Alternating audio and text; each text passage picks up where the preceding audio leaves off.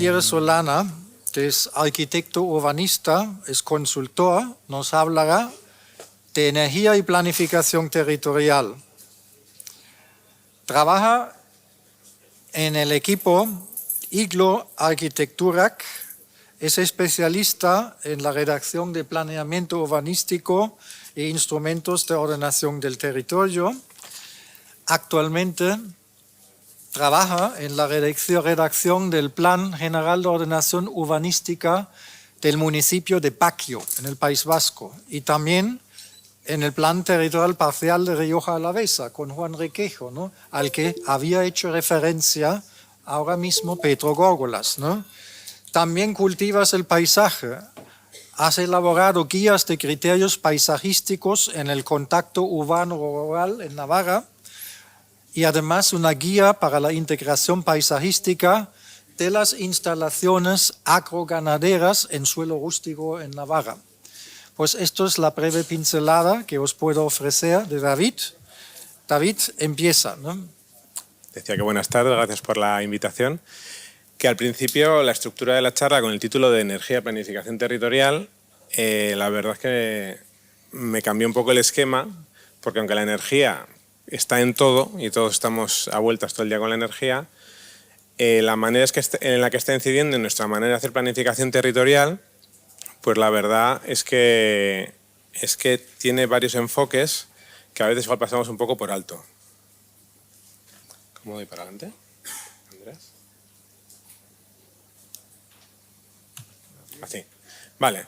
En primer lugar, contexto de crisis global, emergencia climática, todos lo sabemos, pero a todos se nos olvida dos de las principales derivadas de la crisis actual que estamos sufriendo, la crisis de biodiversidad y la crisis de recursos naturales.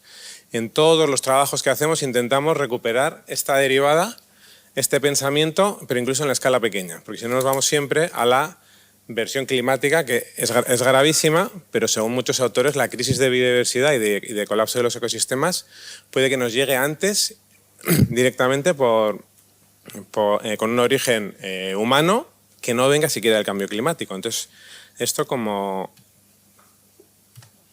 inicio. Concepto de biodiversidad, lo ha hablado Pedro previamente.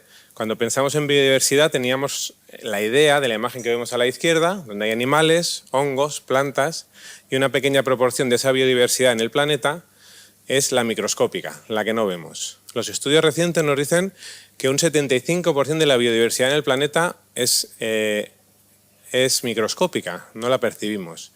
Un porcentaje altísimo de esa biodiversidad está en los suelos. Entonces nos encontramos, cuando estamos haciendo planificación territorial, que sobre todo nuestro elemento de trabajo es el suelo, que estamos trabajando sobre el medio que alberga la mayoría de la biodiversidad en el planeta. Y históricamente hemos tratado este suelo como si fuera una hoja en blanco. Si pensamos en los usos del suelo, este es el panel del clima del 2019, vamos a ver que como herramienta, como sociedad para la lucha contra el cambio climático, es el principal problema, uno de los principales problemas que tenemos, pero también parte de la solución. ¿Por qué? No me arreglo con esto. Porque según el panel del clima del 2019, el 25% de las emisiones mundiales de CO2 venían dados por los manejos del suelo, es decir, por los modelos de agricultura que tenemos implantados en el planeta. Una agricultura que es globalizada, que es de ciclo abierto y en el que no sabemos lo que consumimos, de dónde se produce, y no sabemos lo que producimos, dónde se consume. A diferencia de esta agricultura de ciclo abierto y fuertemente basada en químicos, que tienen una capacidad de sumidero de carbono muy baja, está, y así se establece en el IPCC, la posibilidad que tienen los suelos de absorber CO2. Pero no todos los suelos absorben CO2, no todos los suelos agrarios absorben CO2. Solo absorben CO2 los suelos que están vivos. Y los suelos que están vivos son los que han sido cultivados históricamente con métodos naturales, no con una producción basada en agroquímica tan intensiva que al final el suelo es un sustrato sin vida en el que solo obtenemos productividad en base a esas aportaciones químicas externas que le aportamos constantemente. Entonces, si una idea me gustaría trasladar y que quede de mi charla es que con los suelos vivos nos la jugamos. Esta es una gráfica muy sencilla que expresa también, al final es difícil... Tengo aquí, Andrés. Ah, es este, ¿lo has abierto Sí, tú? sí. Ah, no lo sabía. Sí.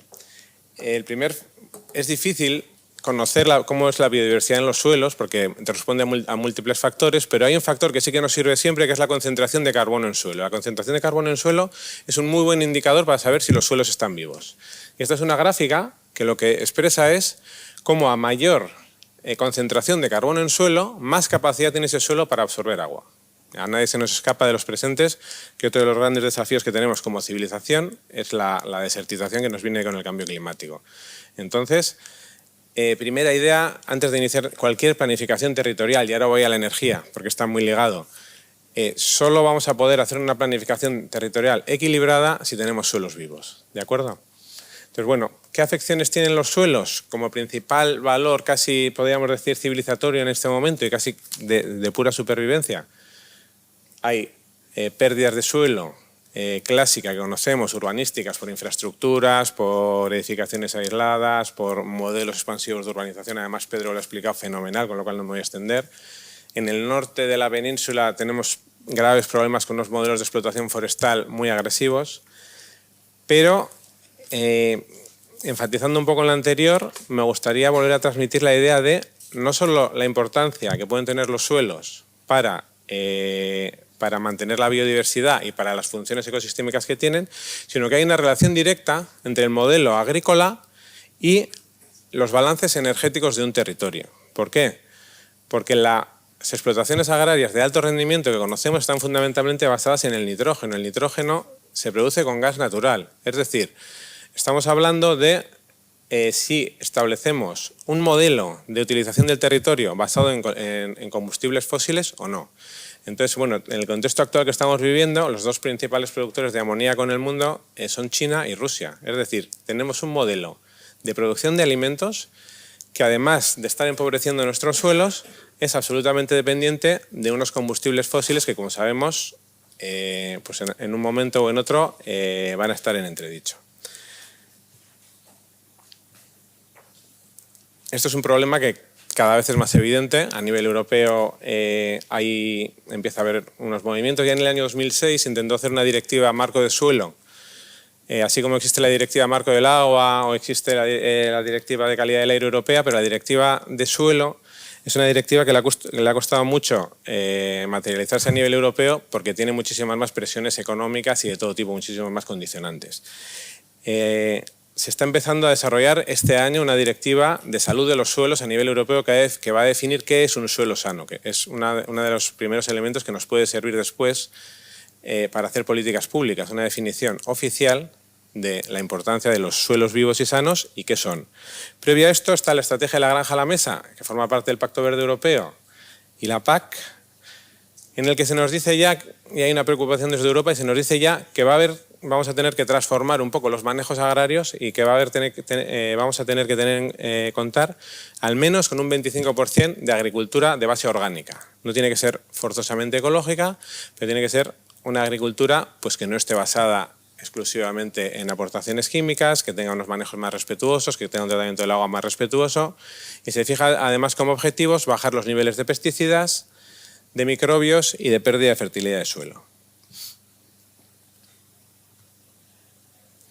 Con este contexto, pongo un ejemplo, que fue un trabajo que hicimos para el diagnóstico del Plan Territorial Parcial de Álava Central, y aquí utilizamos una metodología que en su momento desarrolló la Universidad de Leeds, que se basaba en analizar si un territorio está consumiendo o no los límites biofísicos en función de su modo de vida. Entonces, si veis dentro, hay un circulito, que el circulito mide todos los índices que debería tener una sociedad de cualquier país para tener sus necesidades básicas a nivel social.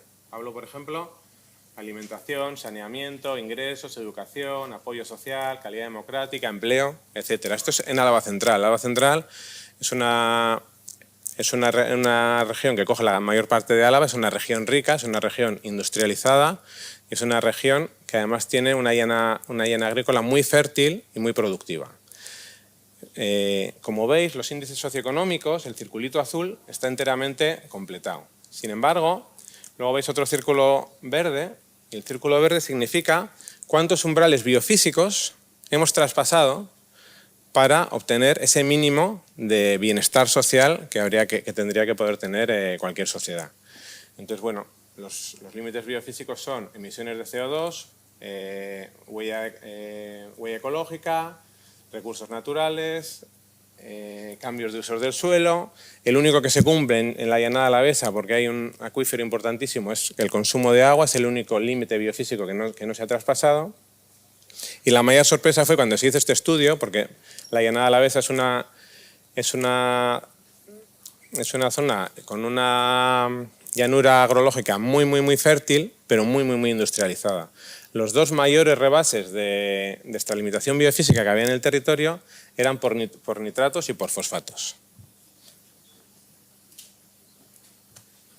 Esto hace alusión al esquema anterior. Si miramos abajo en horizontal de 0 a 7 sería esta limitación de los límites biofísicos, y si miramos para arriba sería cuánto se cumplen los estándares sociales que en principio toda sociedad debería tener.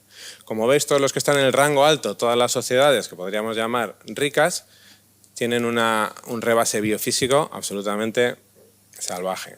Y como las regiones del mundo que no tienen esos niveles mínimos de desarrollo social, son las que sí están respetando esos niveles biofísicos.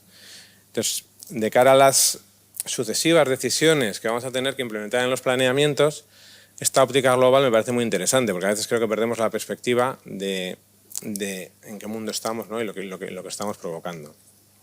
¿Qué papel tiene la planificación territorial? Y cada vez lo voy a ligar más con la energía. Primero, que todos estos temas que estamos hablando, de suelos vivos, de límites biofísicos, son muy difíciles de incluir en la planificación territorial, porque la planificación territorial no estaba pensada para eso. La planificación territorial estaba pensada para ver dónde crecemos, para ver dónde hacemos zonas industriales. Entonces, bueno, podemos hablar casi de dos fases de planificación territorial. La que veis arriba, donde todo el territorio estaba en blanco y solo poníamos las zonas donde crecíamos. Y luego una segunda fase donde sí estaban los núcleos urbanos y el sistema relacional de carreteras y demás, y luego las zonas naturales. Pero entre las zonas naturales y la ciudad hay un gran blanco del que nadie se ocupa. Entonces, bueno, nosotros seguimos defendiendo la planificación, pero a la vez estamos en emergencia climática. Entonces, los ejemplos que vamos a explicar tratan siempre de compaginar plan, proyecto e investigación. Es decir, hay que planificar, pero ya desde el diagnóstico vamos sabiendo qué cosas son esenciales, casi a todas las escalas. Nosotros trabajamos en municipios muy pequeños. Desde el diagnóstico sabes muchas veces cuál es el proyecto que puede hacer el desencadenante de un territorio. Entonces, ese trabajo a dos velocidades consideramos que es fundamental. Y ahora ya a tres. ¿Por qué? Porque según vamos avanzando, vemos que muchos de los aspectos requieren proyectos de investigación en paralelo, que ni siquiera la planificación es suficiente. ¿Qué principios de planificación territorial entendemos que son fundamentales pensando en la energía como línea conductora de esta exposición? Primero, el reacoplamiento ciudad-territorio. El reacoplamiento ciudad-territorio quiere decir no solo una relación, que lo explicaba antes muy bien Pedro, entre la ciudad y su territorio, pero también una recuperación de las relaciones entre el habitar el territorio y los procesos naturales y de toda índole que se dan en el territorio. Introducimos el concepto de metabolismo territorial, en el cual los aspectos básicos son agua, energía, alimento y gestión de residuos. Son elementos básicos para la subsistencia de cualquier sociedad, y tenemos que ser capaces de introducirlos en el centro de cualquier planificación territorial que hagamos nueva, porque además van a ser todos ellos recursos escasos, lo estamos viendo. Si no tenemos fertilizantes a nivel mundial basada en una energía ilimitada, como es el gas natural, que algún día se va a acabar, vamos a tener que volver a cultivar alimento de proximidad. El agua, ¿qué os voy a decir? Entonces, bueno, para todos los aspectos de decisión en la planificación, abogamos por el principio de autosuficiencia conectada. Autosuficiencia conectada quiere decir, yo utilizo todos los recursos que tengo, en el sentido que sea, todos los recursos propios de un territorio los utilizo hasta donde tengo, y luego el resto lo cojo de la red. No creemos que sea posible un planteamiento de esquemas territoriales aislados en los que yo soy autosuficiente al 100%. Creemos que no funcionaría, pero creo que sí que tenemos la responsabilidad, y el cuadro que hemos visto antes lo refuerza, de consumir primero nuestros propios recursos. Dos aspectos más esenciales en los temas energéticos, como luego lo veremos, son la movilidad y la distribución de usos en el territorio y la optimización de las redes. Un aspecto que no suele hacerse y que entendemos muy necesario cuando se aborda la planificación territorial de cualquier territorio es primero ver su modelo energético, cómo estamos consumiendo esto a día de hoy. Entonces, este es un esquema de un modelo energético en el que vemos, a la izquierda tenemos las fuentes energéticas.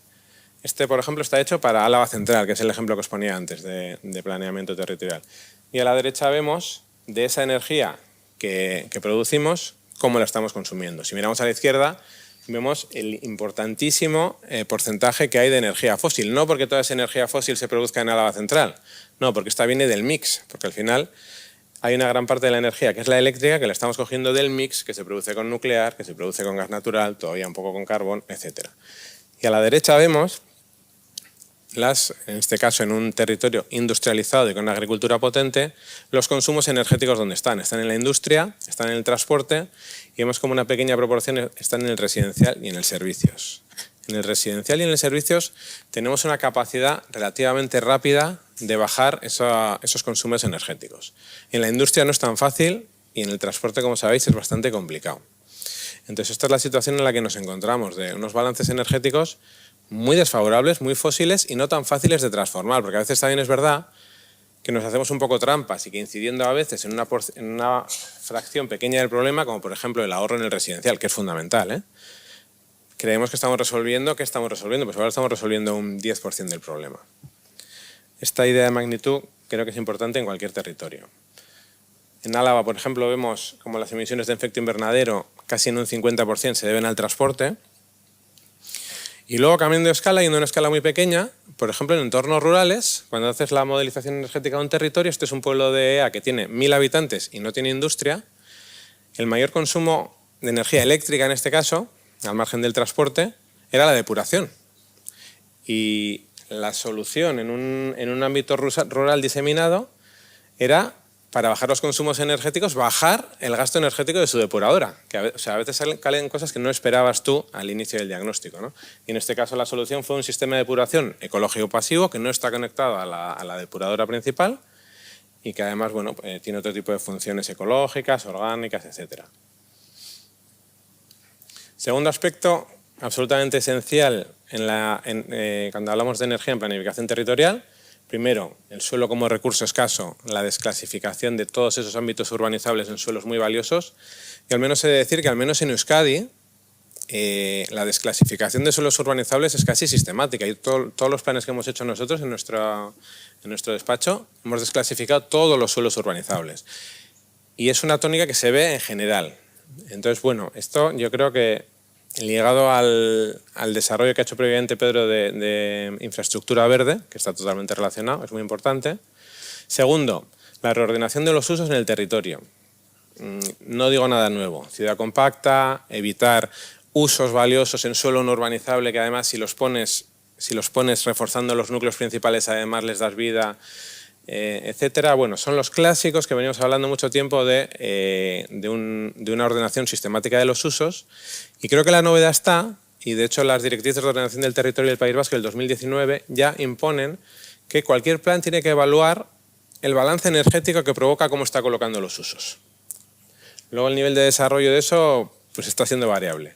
Y además la Ley de Sostenibilidad Energética también del 2019, sí, del mismo año, dice que todas las evaluaciones de impacto ambiental de los planes, sean territoriales o generales, tienen que tener un estudio de la sostenibilidad energética. Esto se puede llevar hasta las últimas consecuencias. Hasta las últimas consecuencias sería analizar incluso los impactos indirectos que estábamos hablando al principio de la agricultura, la salud en los suelos, etc. Pero en cualquier caso, que no tomemos decisiones territoriales ya sin pensar en la energía, entendemos que es básico. Tercero, protección de suelos fértiles.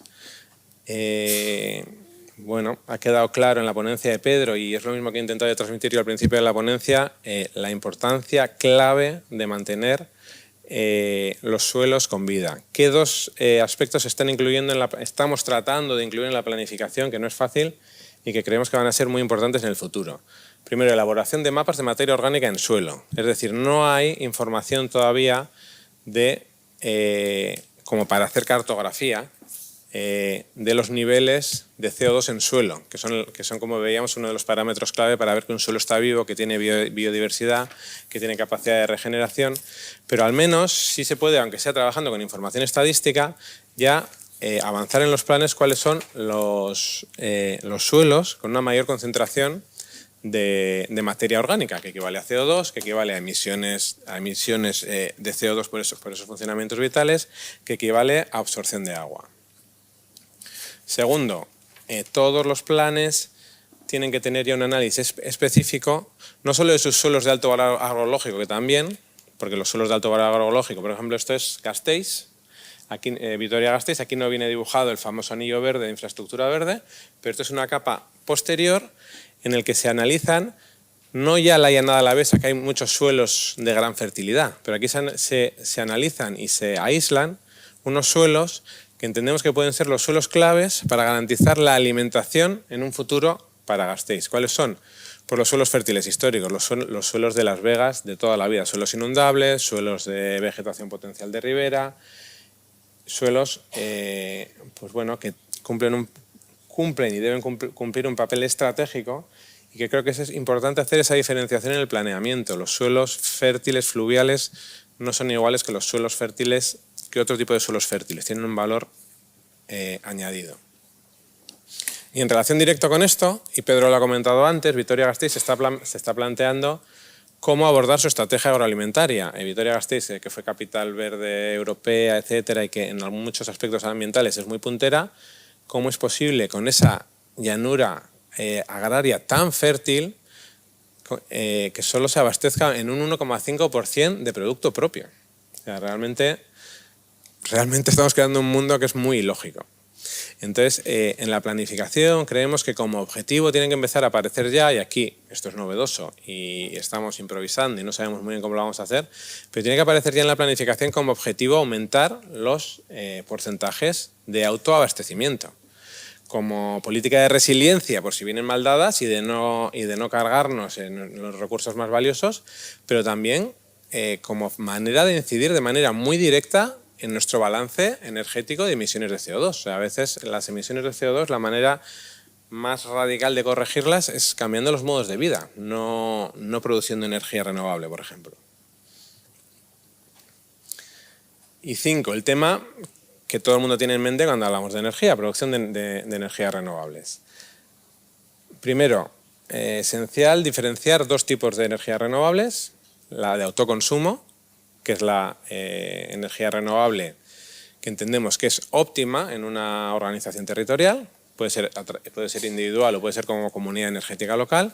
En la planificación entendemos ya que las comunidades energéticas locales, los pueblos pequeños y en entornos urbanos también es analizar, deberían ya estar incluidas como sistemas generales, de manera que ese análisis que decíamos, ¿no?, de promover en 2 velocidades plan y proyecto, ¿no?, ese análisis cuando tienes toda la fuerza de una planificación, cuando tienes toda la fuerza de hacer participación ciudadana y abrirlo a la ciudadanía, estos sistemas de autoabastecimiento colectivos deberían analizarse desde el principio en procesos de planeamiento. Esta es una imagen del pueblo de antes de ella, que había hecho la depuradora orgánica. Es una instalación fotovoltaica, pero construida en madera, porque además tiene una empresa de madera en el pueblo. Bueno, como sabéis, en el norte la madera es un recurso que no es escaso y que es un material, bueno, con unos ciclos ambientales pues muy positivos, ¿no? Y luego el gran tema que está siendo muy problemático en todos los territorios, que es la producción industrial de energía renovable, el vertido a la red. ¿Por qué? Por temas de impacto ambiental, por temas de ocupación de suelos agrarios, que van a ser los principales destinatarios de las producciones industriales de energía renovable. El debate, yo creo que muy actual, de si la producción industrial de energía renovable ha de ser pública o privada, ahora que las energías renovables se han vuelto muy rentables, que es algo que está encima de la mesa. Y por último, la descoordinación entre la planificación territorial y la planificación eléctrica. La planificación eléctrica se aprueba a nivel estatal cada 5 años estableciendo la red de transporte de energía y los puntos de enganche, pero no tiene ningún análisis territorial.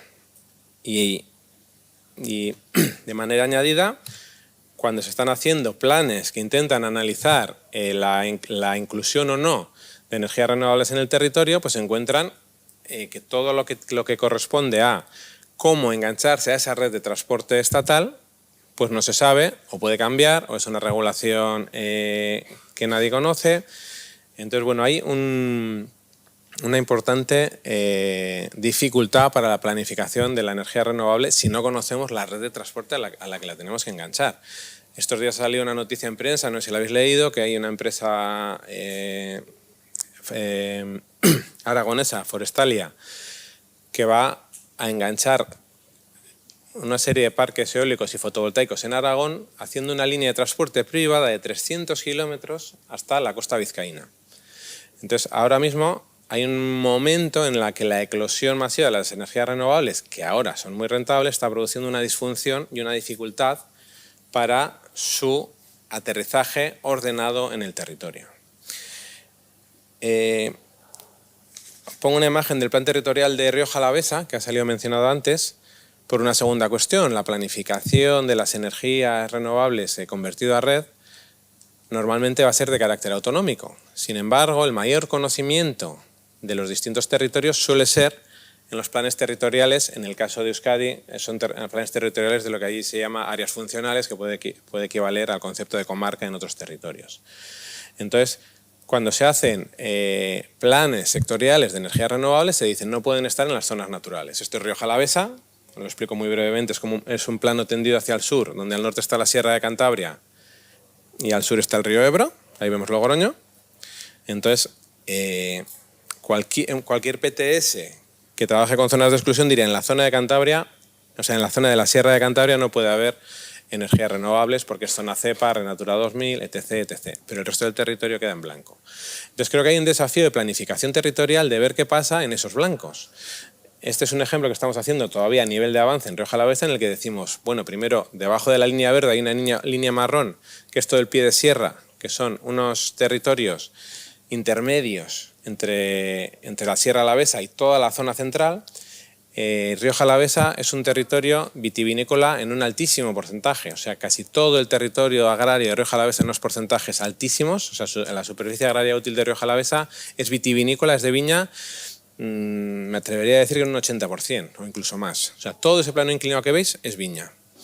Entonces, bueno, esta es una propuesta en la que todavía a nivel de avance estamos planteando el pie de sierra tiene unas características territoriales en las que no deben ser transformadas porque son unas características territoriales que cumplen varias funciones de protección de esos ecosistemas, hay algunos cultivos distintos, etc.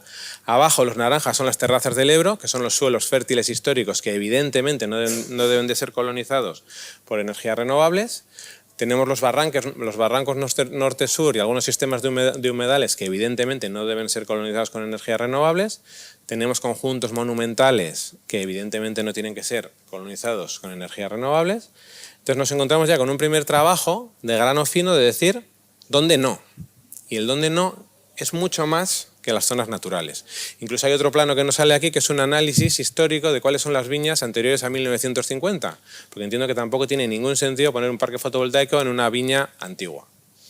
No obstante, una vez hecho todo ese trabajo, sigue quedando una grandísima superficie, en el caso de Rioja Alavesa, de monocultivo de viña, donde tenemos el planteamiento como sociedad de si queremos o no producir energías renovables a nivel industrial.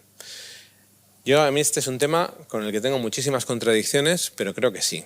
Creo que sí, viendo el análisis de el rebasamiento de nuestros umbrales biosféricos que hemos visto antes, creo que es nuestra responsabilidad o cambiar nuestro modo de vida o asumir los impactos del modo de vida que estamos viviendo, porque los estamos externalizando. Entonces, ¿qué modelo se va a seguir con el tema de la implantación de energías renovables en los territorios? Es a analizar. Los objetivos de fotovoltaica, por ejemplo, el PENIEC, implicarían una ocupación de suelo agrario del 0,2%. Cuantitativamente no es mucho, pero cualitativamente, si no se hace con cuidado, puede ser un destrozo. Claro, el 0,2% de esta zona agraria, que es la que hemos dibujado como con unas franjas, que no sé si la veis, que sería la que en la que en principio no hemos definido criterios de exclusión, pues bueno, está sobre la mesa cómo definir esas zonas si es que realmente queremos producir energías renovables a esta escala. Evidentemente, toda esa zona tendría que trabajar con criterios de saturación. O sea, de todo eso, solo un 1% podría ser energías renovables. No estamos hablando de que toda esa zona pueda colonizarse. Pero creemos que hay que primero trabajar con mucha finura los temas de exclusión, acercándonos mucho al territorio. Y luego, bueno, otra idea con la que estamos trabajando es la posibilidad de hacer como alveolos, como zonas, de manera que si varias... Porque el impacto de las líneas sí que no está trabajado por este caos en este momento de efervescencia de las renovables. Una empresa consigue acceso a un nudo a 300 kilómetros y te hace una red de 300 kilómetros. Estamos ahí. La ley del sector eléctrico tiene la capacidad de definir el interés general del Estado de cualquiera de estas líneas y no hay nada que hacer desde la planificación territorial. Pero creo que sí que tenemos que ir aportando para darle algo de lógica a esto. Y una de los posibles campos de trabajo que estamos analizando es dividir el territorio en zonas, evidentemente definir porcentajes de saturación, el que sea un 1, un 2, el que sea, y además que todas las instalaciones que estén en una misma zona compartan infraestructura de transporte. Como idea muy primigenia. En paralelo a este plan territorial parcial de Rioja Alavesa, que está en avance, también está en avance el plan territorial sectorial de energías renovables del País Vasco. ¿Qué plantea? Plantea, efectivamente, como era de esperar, porque es un plan para toda la comunidad autónoma, no tiene este análisis de territorio, excluye solo la Red Natura 2000 como zonas posibles, pero luego define dos zonas, y eso está bien, porque define zonas, no sé cómo las llama, pero son unas zonas donde no se moja, con lo cual de existir infraestructuras renovables tendría que hacerse con el acuerdo de los municipios y cumpliendo el planeamiento, pero hay aquí lo polémico, define unas muy pocas zonas en las que dice que son óptimas para la incorporación de energías renovables al mix y que en esas zonas se podrían poner parques fotovoltaicos pasando por encima de los planeamientos y pasando por encima de las entidades locales. ¿Por qué? Porque estamos en emergencia climática.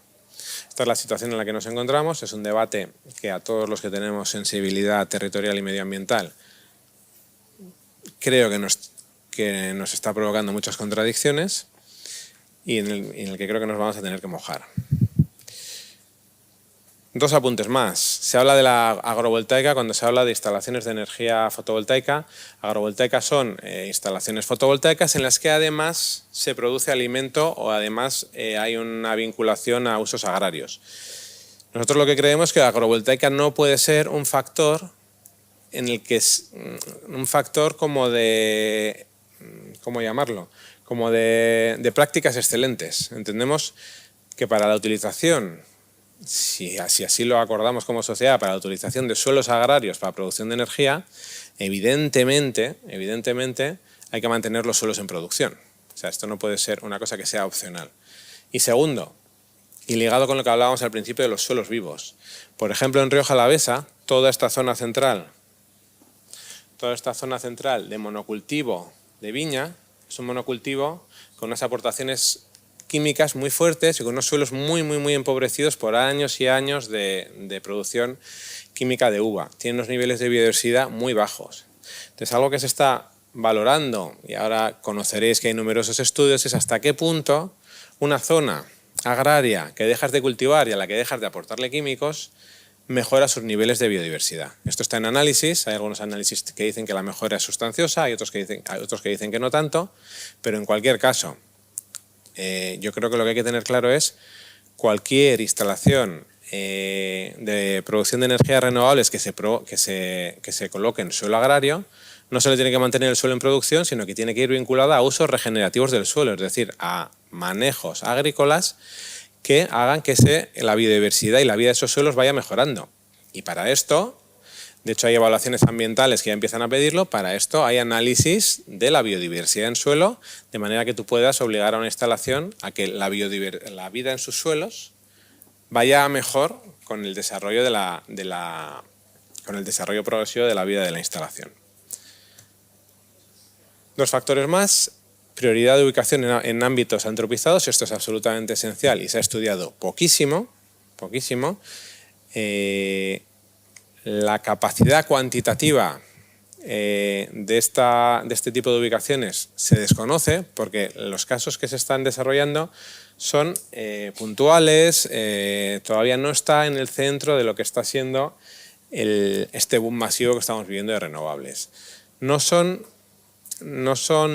planteamientos que quizá tengan la capacidad de cubrir un porcentaje altísimo de la demanda, pero es que son los primeros que tienen que hacerse. Entonces podemos aceptar en un contexto de emergencia climática en el que sí que estamos, que haya alguna producción industrial en suelo que no sea esta. Tal vez sí, pero desde luego lo que no es justificable es que estos aspectos no se estén trabajando y analizando, pero de manera intensiva, no como ejemplos de buenas prácticas.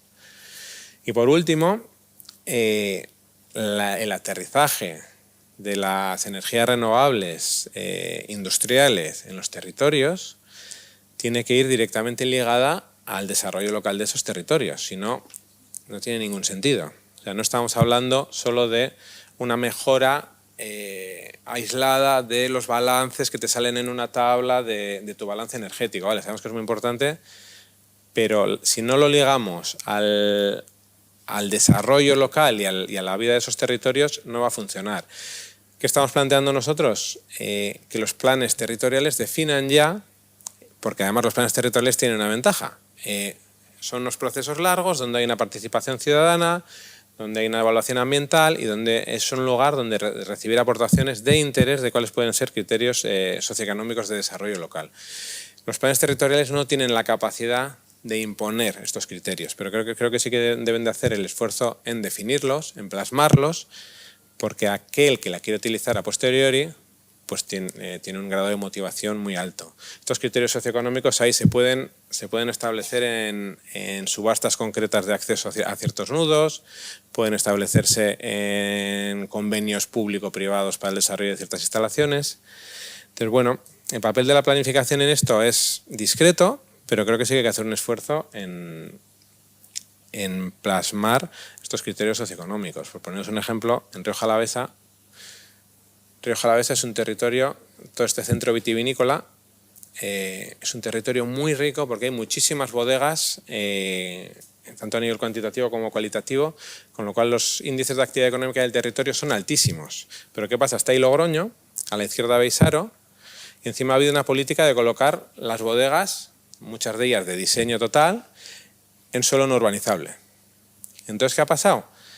Que los pueblos, que son pueblos muy pequeños, la mayoría de origen medieval, pese a esa grandísima actividad económica que tiene el territorio, los pueblos siguen despoblándose, porque mucha gente prefiere vivir en la ciudad.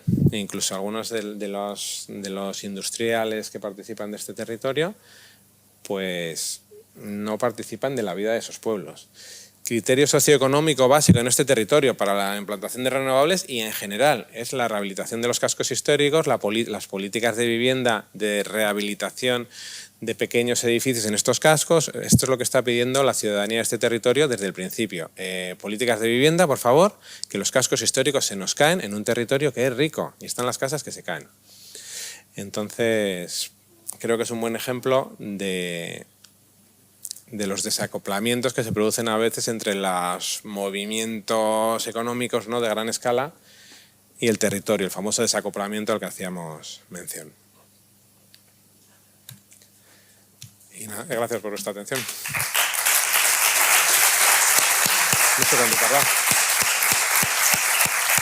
Muchas gracias, David.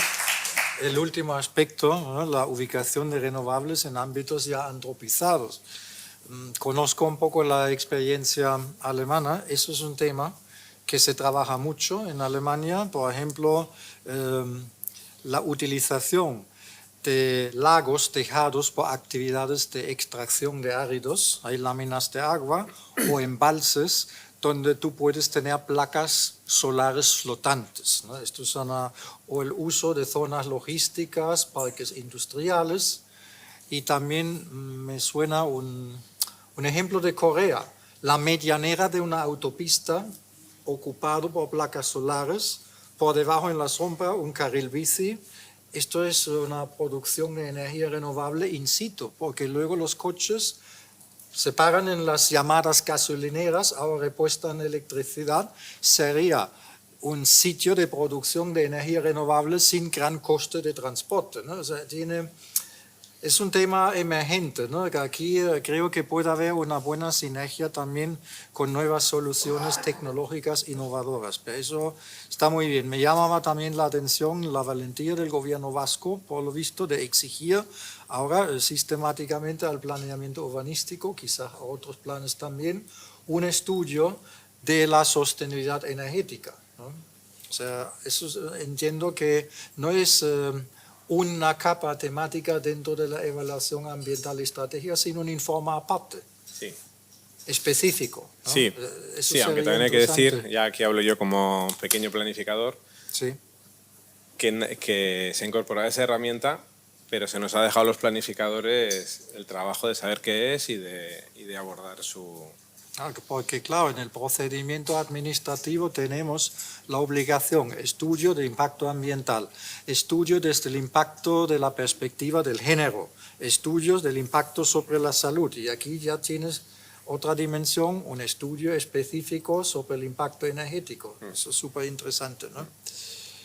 Y todos los principios teóricos que nos ha explicado, el principio sobre todo de autosuficiencia conectada, enhorabuena, ¿no?